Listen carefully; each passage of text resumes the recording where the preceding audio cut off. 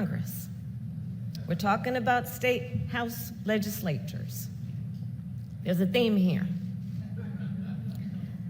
They're all elected by the people.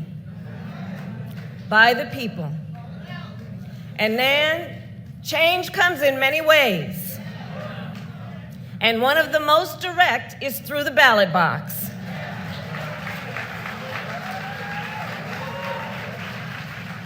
Because in 2020, let's reflect in 2020. And I'm looking with thanks at the leaders in this room. In 2020, because people stood in line for hours and voted, Joe Biden and I went to the White House.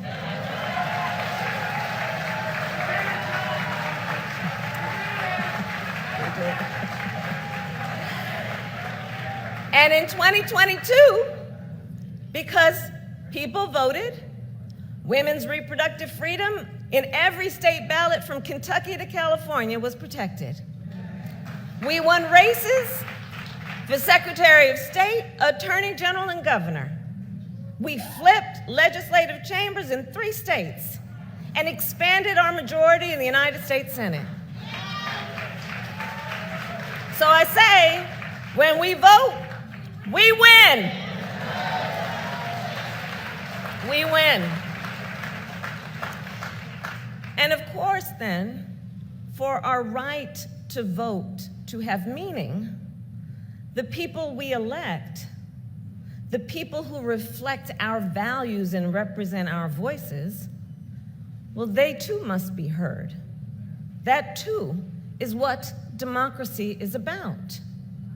However, that too has come under attack.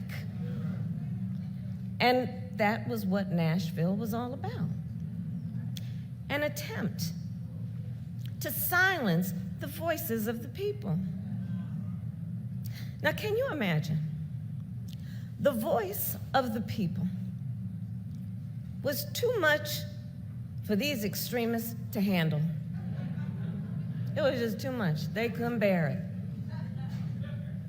But you see, the Tennessee Three clearly were not deterred.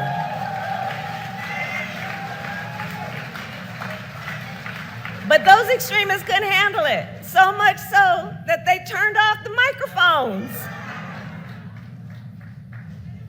But the Tennessee Three said, all right, let's pull out that bullhorn, because we will be heard.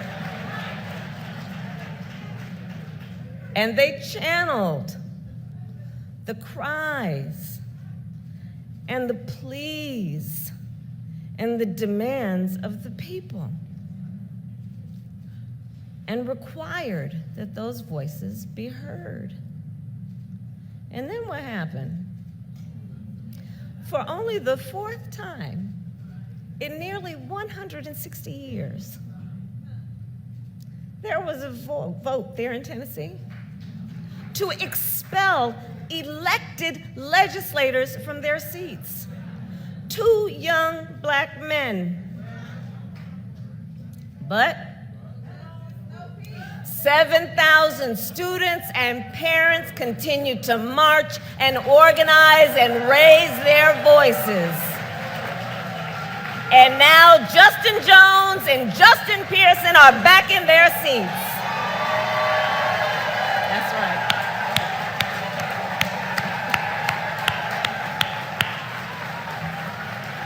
The people spoke. The people spoke.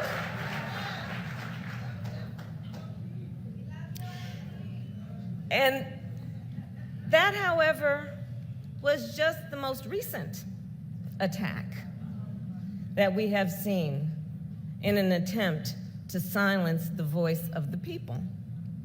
Which, by the way, let's all be clear and we know, is an attack on democracy itself. And just go back 2 years to see the pattern. We can go farther back than that, but let's just go back 2 years. In 2020, NAN helped turn out record numbers of voters during the height of a pandemic.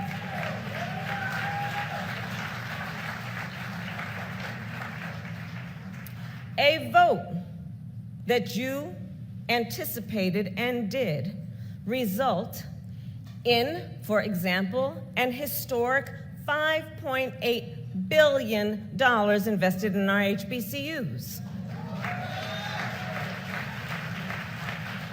A vote that resulted in the first Black woman to serve on the United States Supreme Court. Her name is Justice Ketanji Brown Jackson.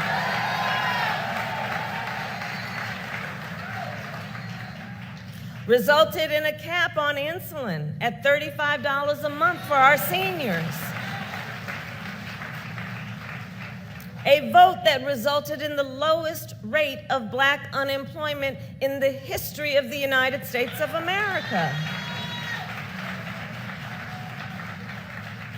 Well, the promise, the very promise of that progress from that vote scared a whole lot of people. And so what did they do almost immediately after the 2020 election? In states around our country, extremist so-called leaders started to ban drop boxes, reject mail-in ballots, and even make it a crime to give food and water to people standing in line to vote. Proposed and passed undemocratic laws, un-American laws.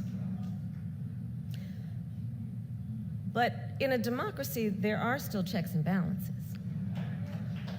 And so to respond to these threats to democracy, because you voted in 2020 and we now have a Department of Justice that actually believes in the pursuit of justice,